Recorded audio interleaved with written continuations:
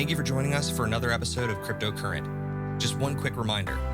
Cryptocurrent is a cryptocurrency and blockchain education platform that's bridging the gap between the curious newcomers who are just discovering the space and the thought leaders who are shaping its future. All opinions expressed by Richard Carthon, the Cryptocurrent team, and their guests on this show are exclusively their own opinions. You should not treat any opinion expressed by Richard, the team, and their guests as a specific inducement to make a particular investment or to follow as financial advice.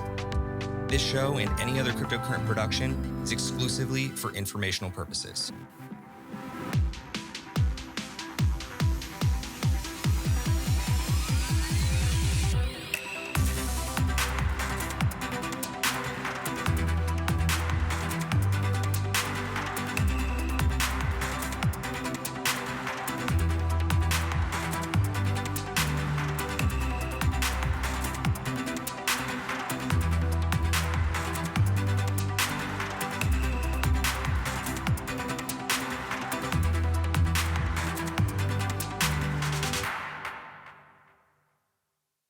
All right, what's going on, Cryptocurrent crew? For Cryptocurrent, I'm Stephen Miller, and you're watching the Aftershock, your weekly connection to all that's going on in the world of Web3.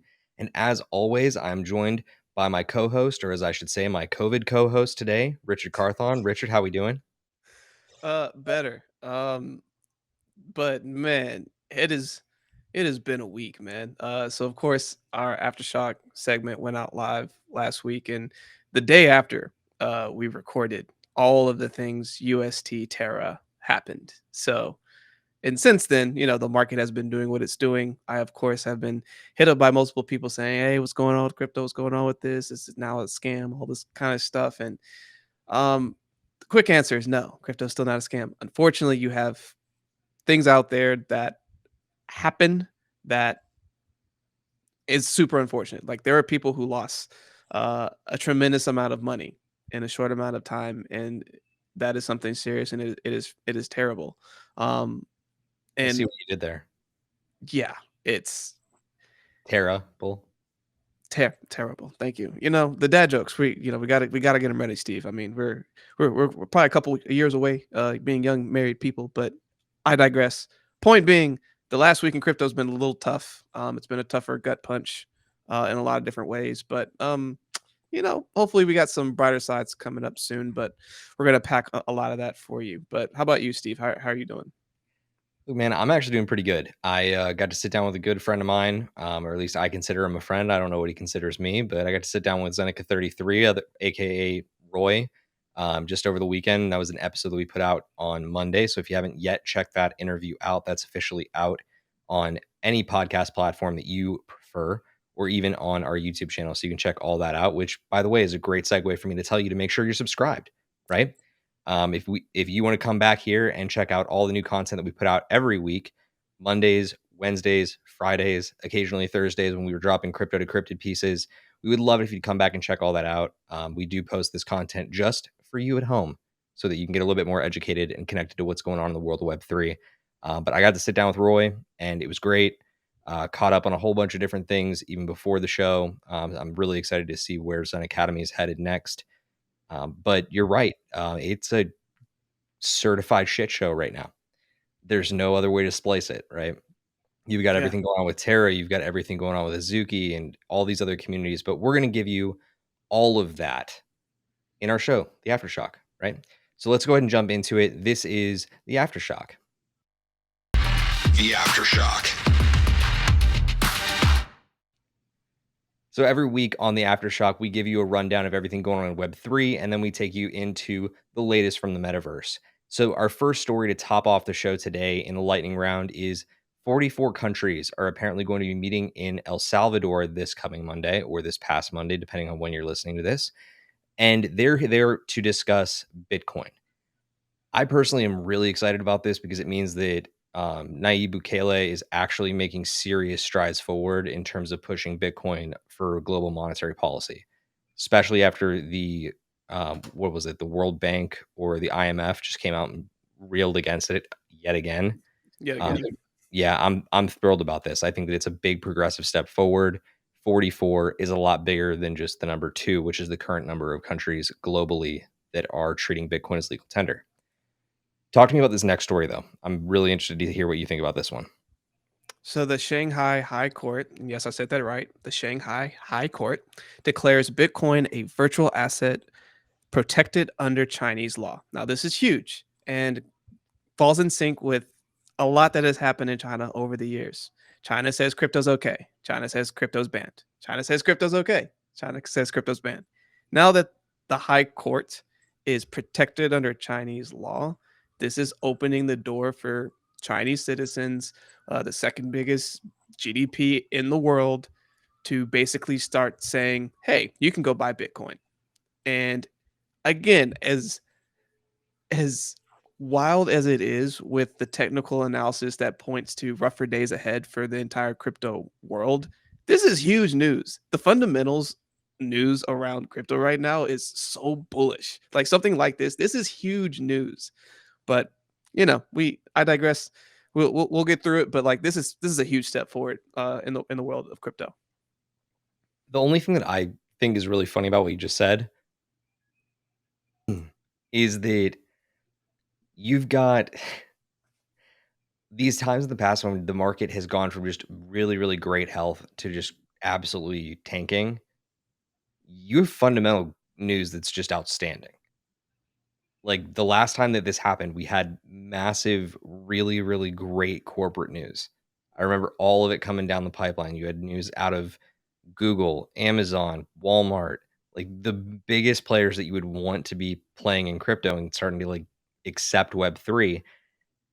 Now you're starting to get these positive stories from nation states. And I remember a time not too long ago where we would have freaked out if like the very first two stories that we were covering in the lightning round came from nation states.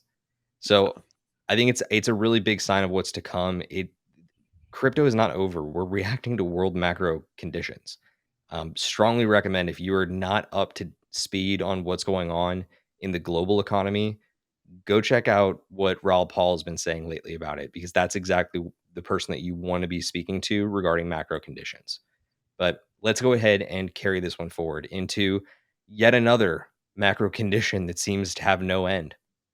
The US stock market, you may have heard of it. It is really not doing well right now. And that is very apparent with Coinbase stock. So, Coinbase stock last week took a dive on the report that Coinbase will, in fact, withhold all customer assets if they ever are to declare bankruptcy. The phrase comes to mind, not your keys, not your cheese, right? Yeah. Dude, I'm so over this crap with like different exchanges and claiming that they have a stake to what you're investing. Like it's erroneous. So just to clarify for all those out there, there might be a newbie and don't really follow how big this is. So right now, if you buy something on Coinbase, let's say you just have your regular Coinbase, not Coinbase Pro, you buy Bitcoin. And let's say that all of a sudden Coinbase coin in the stock market goes to zero. They have to file bankruptcy. As it is written right now in the policy, you don't have it's not yours. They can then they can liquidate your Bitcoin basically to try to help pay off of their bankruptcy. Yes, that is right. Your crypto is not technically yours right now in this moment.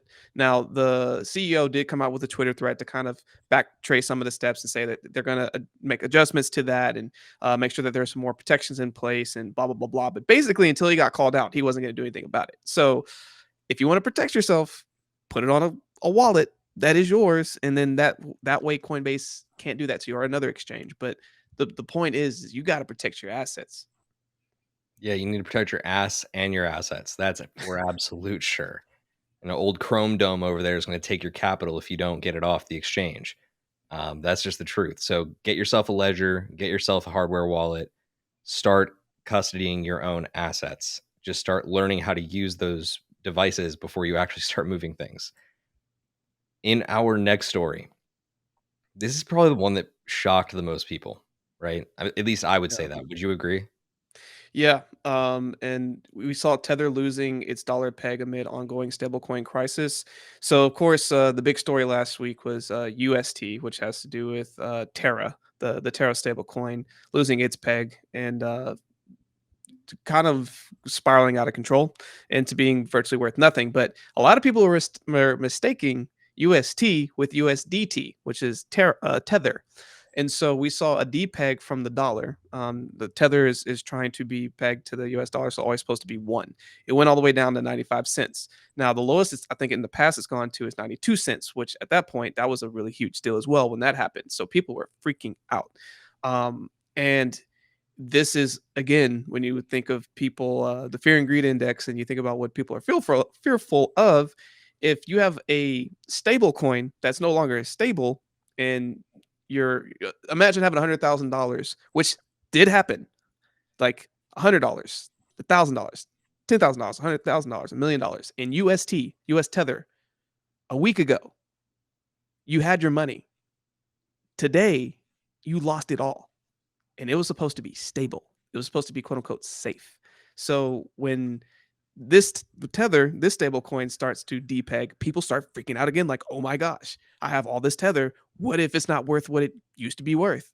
And so you can see how that can get people to spiral out of control really quickly. It got its peg back pretty quickly, but point is that when it rains, it pours, and this was a very scary moment for stable coins.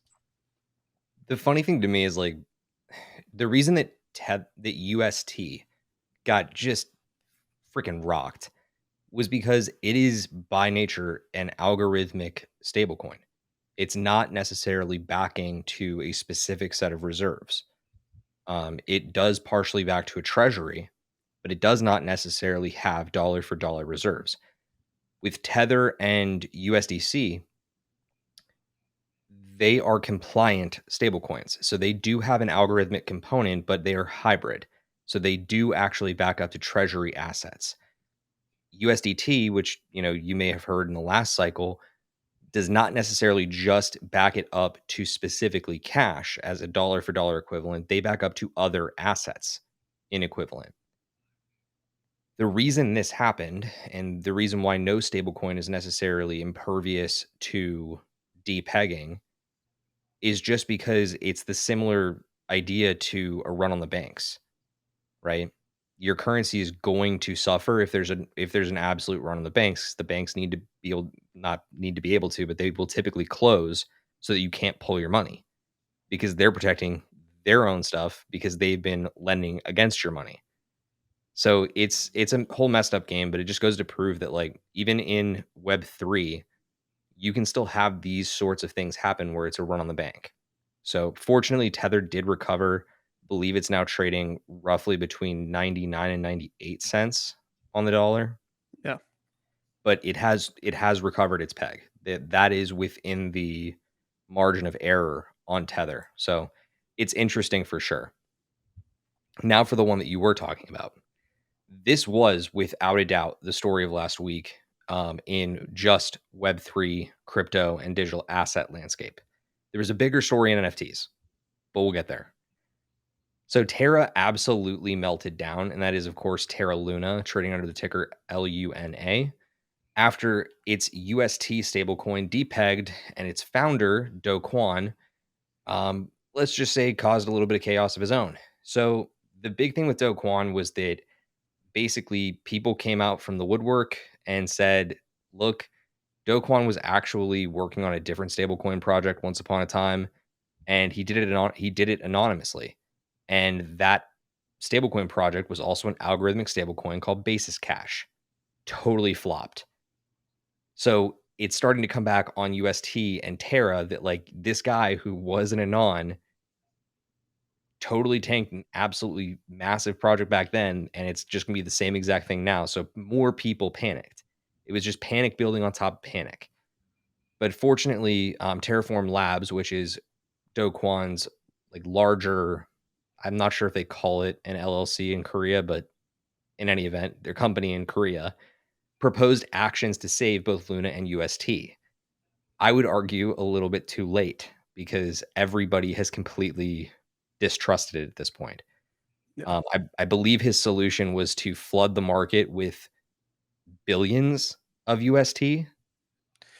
Yeah, so let me speak to that. So, a week ago, uh, actually a month ago, a month ago, Terra Luna's ecosystem was worth $41 billion.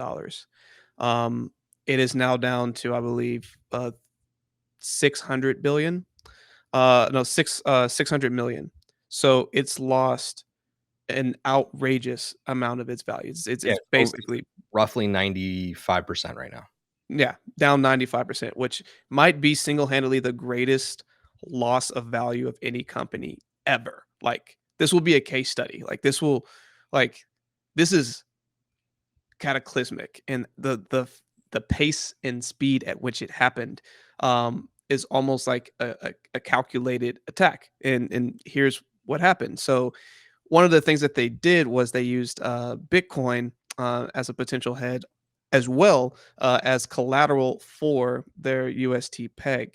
But they had a couple of they had the rights within their background to allow their funding to have these one-off deals with major financial players. So you had these two big players who essentially went after that Bitcoin as collateral, and then most likely they're the ones who shorted UST, knowing what they were doing. So as they basically took the loan in Bitcoin and then shorted against it, they then were able to buy back on the loan at the discount for their Bitcoin, pay it off for basically nothing, and then able to make money with UST going down. So it's very, very, very Complicated. complicated, but the thing to take away from this is that because they allowed these backdoor deals, it was basically the first domino to make this attack happen and make a lot of people lose a lot of money. And there was a small amount of people who made an outrageous amount of money. There were even people that made a lot of money at the very back end of it. Once the DPEG occurred and Luna just got crushed, a lot of people made a lot of money playing on the downside, basically betting that like at a 0.002 per Luna or something like that, that they could purchase like a grand worth of that. And because it was all over the place, not sure where to settle itself, they sold it like a 300 or a 500x. Like it was insane. So this all goes to say that very complicated situation with UST. I believe the two characters that you were talking about that executed that attack, it's right now being, I believe it was speculated that it was Citadel and BlackRock. That's right. Those They two. were behind that. Yeah. But that unfortunately is the game. You need to realize who you're playing with.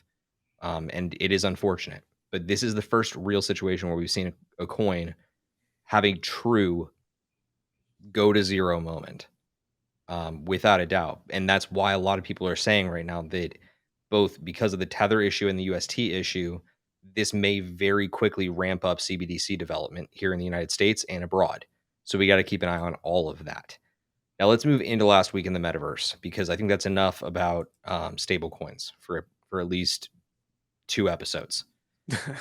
God, I'm so tired of talking about Luna. It's just been because you're right. Like so many people have come out of the woodwork and have wanted to talk about it and Yeah. get some It's sort of clarity on it's what's going on. overload, dude. And I'm glad we could not talk about it, but like we're gonna just leave that alone now. So we got it out of our systems, everyone. Sorry if you've already heard this a million times. We needed to cover it for a second. Bear with us. Hope it was slightly enjoyable, but on to the metaverse. On to more fun things. So, have you heard of NASA and Epic Games? Well, they're deciding to partner on a Martian metaverse experience. This is way better than stablecoins. Way better. Yeah, this NASA, is. dude. Ah, I was about to let's say, go. you want to tee up the dad joke from earlier on in the show. This is out of this world. We gotta start having a counter, dude. Like we be having some good ones in here. Like X number of days since the last work incident. Instead, it's just like X number of minutes since the last dad joke. Yeah, we're That's terrible here. So let's. Good God, Richard, what have we done? Anyway, Meta has announced that they're officially launching digital collectibles powered by Polygon. I think this is really cool because this comes in the same week that Instagram officially started implementing NFTs of their own. So you can, I believe we talked about this last week on the show, where you can now use Polygon, Solana, ETH, and There's one more. There's one other chain of NFTs that you can use. Anyway. Near Oh, no. It was Flow. flow. So you have all those chains that you can use on Instagram, but I think that Meta is officially starting to roll out more of its NFT integrations across the board and want to be in the game with their own collectibles. And now they have, and they look dumb. Moving on. Next story. Wait, I gotta just speak on this. Polygon, the fact that Meta's building on Polygon, there's a lot of others building on it. Watch out for Polygon. Polygon, I think, is super undervalued. Just putting that out there. Okay, I will absolutely grant you that all day long. I think Polygon is undervalued, but like, let's go back for 2 seconds. These look so stupid. I mean, yes. Yeah. Yeah. For those of you that are not joining us on YouTube, please feel free to come over here and join us on the visual side of things every now and again. But they're literally like the human being avatars, full body with like logos across their chest. Like it's garbage. It's so bad. It's like Azuki. Just kidding. Too soon. All right. Too soon. In our next story for last week in the metaverse, Richard, why don't you tell us about Genie? So new Genie feature spots undervalued NFTs with ML and AI. I'm gonna let you take that. That would be machine learning and artificial intelligence. There we go. There has been no mechanism on an exchange at this point, especially for NFTs, that tells you in real time if something is undervalued compared to the market. There's only been metrics of rarity. I'm calling it right now. Genie is about to have an insane amount of volume spike because this is such a cool feature. I was reading about it the other day. The tech that goes into the back of it, they partnered with this other company, and I can't remember for the life of me what the name of the other company was, but their tech identifies really strong buying opportunities in every single collection. It is so cool.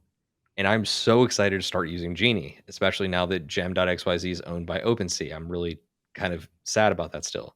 But I'm going to take out my shopping frustrations over on Genie, where I can now figure out what needs to be bought and bought now. But talk to me about the next one.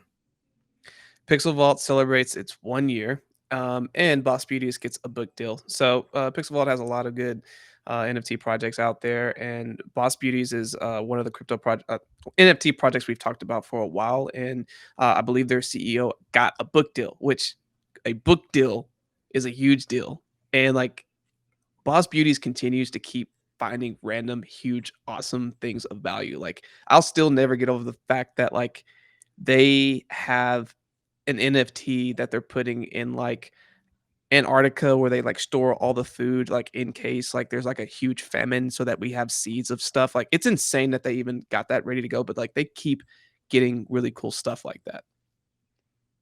I've been saying it for a minute now. Like Boss Beauties is one of the most undervalued and underappreciated collections out there.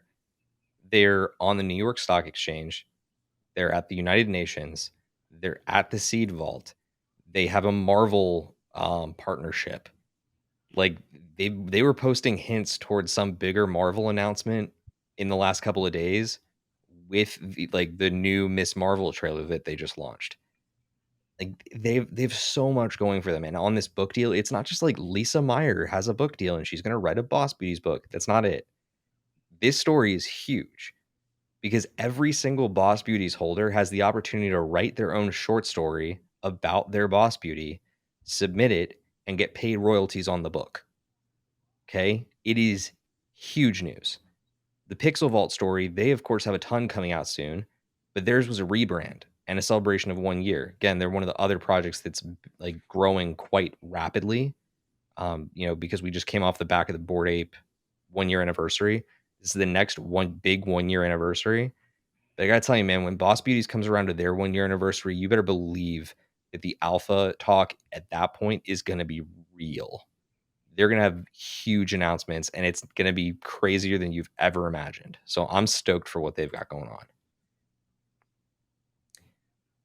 Our next story is having to do more with NFT Worlds, which is this unique NFT project that's built on top of Minecraft. So, Minecraft, biggest open source game in the world. NFT Worlds builds on that by making new, unique land, and you can then customize and build on that land and do all sorts of crazy things. Well, NFT Worlds just announced that they are going to be rolling out their Portals protocol, which makes it easier for players to move easily between individual lands or worlds. Pretty cool. I'm not big into the NFT Worlds ecosystem personally, but I know a lot of people that swear by it. Do you have any say on this one, or what do you think? I think that having a way to bridge is always going to be a plus. Um, I don't know, man. Like I think this is still pretty early. I think it's exciting that they're building this out, but how fluid will it be? How easy will it be? Is always going to be a concern that I have. And I get that. I think that when you look at different projects in this, I think this is where I get really hung up on this. With Sandbox and with Decentraland and with what they're proposing in Wilder World, all of that sounds to me like you're going to be able to move through it pretty freely. Like it's going to be open world, right? You know, your Skyrim open world game, right? With this, it's like you have the plots and you're telling me I can't move between plots until there's portals? Yeah. Yeah, like that just it feels really clunky. And I know that they've got massive plans for the in-game economy, but like it just I want it to be a fluid experience. I want it to be Ready Player One and I want it to be Ready Player Now. But Yeah, hopefully they get there, but yeah, just and ooh, here comes the big one that you're just so excited to unpack for the world. So I'm gonna tee this one up for you. So, are you Azuki kidding me? I don't know how this thing even came to like occur. So the artist behind the big anime project Azuki, if in case you are not aware, Azuki is and has been the premier anime NFT project within the anime meta for months now. Okay. Their artist, a lot of people say, was blackmailed over the course of the last 2 weeks. And in that blackmailing, it was somebody like an NFT ethics account coming out and saying to him privately, like, if you do not reveal this yourself and own up to it on your own, we're going to let the world know what you did. So he decided that he was going to try and spin it, just like any ethical NFT player would do, right? So Zagabond is the name of the artist, and they decided to out themselves as a serial rugger in a really unique way. They went up on a Medium and posted this long article talking about the journey to getting to where Azuki is today. And it goes on to talk about how he had launched 3 other projects. They were all experiments, and he tried to spin the whole thing as experiments. But every member of those communities remembers all too vividly that they were all rugged. Every single one of them. So you had the 3 projects were Funks, which is the basically mirrored Punks. So Punks face right, Funks face left. You have Zunks, which is an entirely female-driven version of Punks, derivative of Punks. And you have Tendies, which I don't know anything about. But what was really interesting is I think he actually used the same name on one of the projects, and then he went under an alias on the others. So for Zunks being an all-female Punks project, this guy actually posed as a woman. Like he created a fully other persona and posed as a female founder just because he wanted to play into that trend. That is just so messed up on so many levels. But he decided that that was the play that he was going to make at the time. And it's all come back to absolutely bite him in the ass. And I don't know if Azuki's going to recover from this. I don't know if he's going to recover from this, but he went into panic PR mode and crisis communications mode and started to go on to Twitter Spaces and try to like create a public discourse about it. Richard, it was some of the biggest Twitter Spaces I've ever seen. Oh my god. I Like, can imagine so when you out somebody for losing money, oh, and you're gonna now like go to an open forum where I can talk to you. Oh yeah, people go show up. yep, like So there was this massive space that Andrew Wang held in the middle of the week on all this news. And it was his opportunity to like actually sit down for an interview with these guys. And it was to the point where like the audience kind of turned on Andrew. When in reality, he was just doing the best that he could with his journalistic platform because he has a ton of followers. So it totally backfired. Zagabond and the other founder were just defending their own actions across the board. It was very, very weird. But in this really, really well put tweet from quit.pcc.eth, he said, the Azuki spaces went about as horribly as you could imagine. Zagabond dodged questions, made zero promises for the future, and basically said, I don't owe you anything to the victims of his previous rugs, and then left the space without saying goodbye. Now, Oh my gosh, the nerve of this guy. and again, Quid is not making this up. Like, I was in the space. Yeah. This just happens to be a really good recap of it. But it was so bad. And then by the end of the week, like Zagabond completely reversed, said some words that you'll see on YouTube. I'm not going to read them because I don't want to get fired. And basically announced like right by the end of the weekend that all funds, royalties, and respective contracts have been returned to the Funks, Zunks, and Tendies communities. Now, is this the right PR move? Is this the right strategic move? I think it's the right thing to do. But at the same time, like, it's like you're doing it too little too late, right? Way too late. Way too late. I mean, is it the right thing? Sure. Come out the gates doing that. Like, yeah, look, take ownership. Like, why does it take going to an open forum, having everyone rage at you to be like, oh yeah, I guess I messed up. And then like try to make it right and be like, hey guys, look, I tried to make it okay. Like, nah, unfortunately you're tarnished at that point. Like it ah and it sucks, right? Because then you have all these people who like worked on Azuki with them and like you're probably like, part of the community and hyping it up, doing all this stuff. And then it's really demoralizing when you get behind a project and you do all these things and then something like this happens. And in this scenario, was he doxxed? Sure. But it goes to the power of showing why it is dangerous to get involved in projects where the founders are undoxed. No, but see, that's the thing. He's not doxed. Zagabond, that's not his name. Like, he's still anon. Mm. Okay, so like this is still ongoing. But I think that this has kind of been a wake-up call to a lot of people. And like I've started hearing it way more often now than ever. But you need to realize that in this world, you shouldn't be giving that type of money to people who aren't willing to wear it based on what they've done and what their track record is. Like that's what. Look, I've ranted about it enough in the past that I don't need to do. I don't need to get into it again. But man, it is a messed up situation. And I think that a lot more people are going to start being critical about it, and doxing is going to have to start becoming a more mainstream practice. Because there's too many rugs out there, and whether that's a hard rug or it's a soft rug, and that's not like to be punny, like that's two very different concepts that we do not have time in this episode to break down. If you'd like to understand what a soft rug versus a hard rug is, let us know. We'll make some side content for you and make sure that we educate on that content. But like that, this world is brutal sometimes, and Yeah. that's what we saw here. I mean, the Azuki floor went from like the 30s down to 9. Very And quickly. it was quick.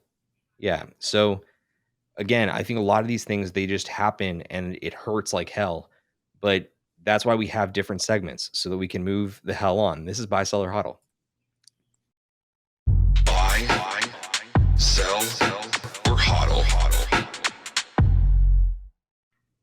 So this is where in the show we decided to have a little bit more fun instead of talking about rug pulls and getting scammed and all this fun stuff.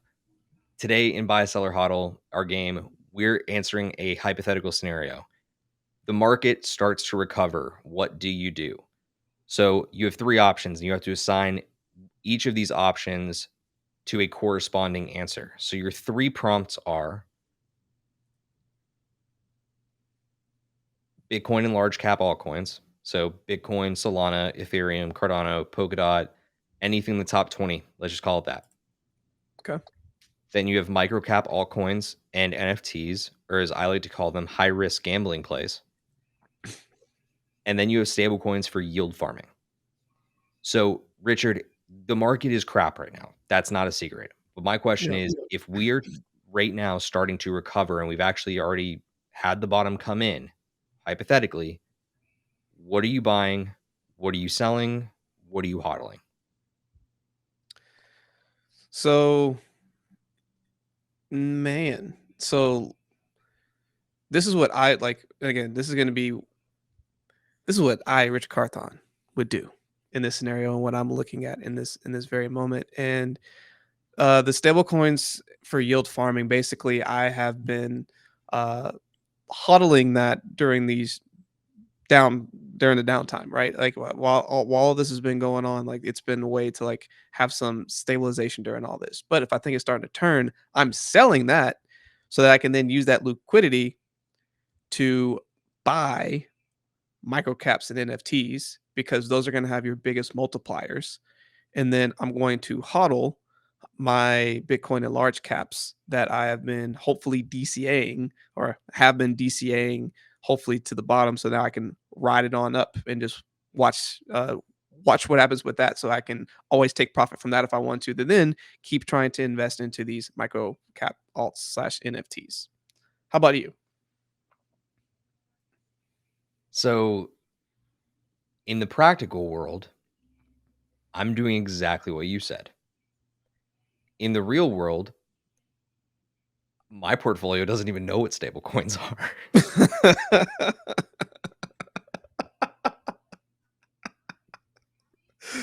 So I think for like the sake of just not getting egg on my face, I'm just gonna say I totally agree with you. You had it right. Dude, it really does hurt sometimes because like I really love NFTs and I believe they're the future. And when you take an L there, like it hurts. It hurts. But man, you learn so much. You learn so much. So like in this situation where like I'm just being an ass hat and like riffing to you, and why I say like in the real world, like I don't know what stablecoins are, because for me, I'm hodling on stablecoins. I'm hodling on yield farming because to me that's better than having my money in a savings account. I'm probably gonna end up selling my Bitcoin and large cap altcoins because that's gonna be the first thing to recover. And then I'm gonna be putting more money into micro caps and alts and NFTs. And when I say that, I really just mean NFTs because I believe that, honest to God, NFTs are going to be the culture driver going forward.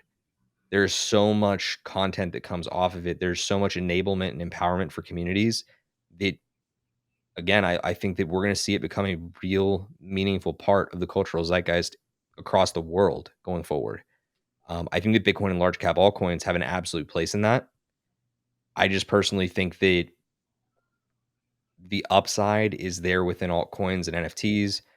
And if I'm going to invest in anything, because again, we're talking about large caps being the top 20, I also would want to be investing in projects that are the pick and shovel plays that enable the metaverse and enable NFTs. Because guess what? They got crushed by this Yes. last downturn. God crushed. Still getting crushed. Yep. And to me, I think that's where you DCA into. I'd be looking at Engine Coin all day long.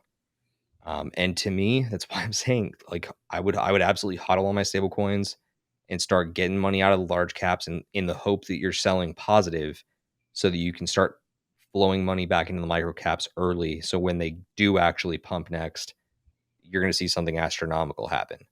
But again, there's nothing to say that that's going to happen shortly or even soon. This is all hypothetical. And that's also the reason why it's not financial advice. So don't come after me. Don't at me on Twitter.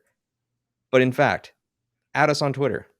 You're more than welcome to reach out to us, and we're happy to carry on the conversation with you after the fact. We love doing these shows for you guys. We have a lot of fun doing them, if you can't tell. And we're going to continue doing them for you every Wednesday here on the Aftershock.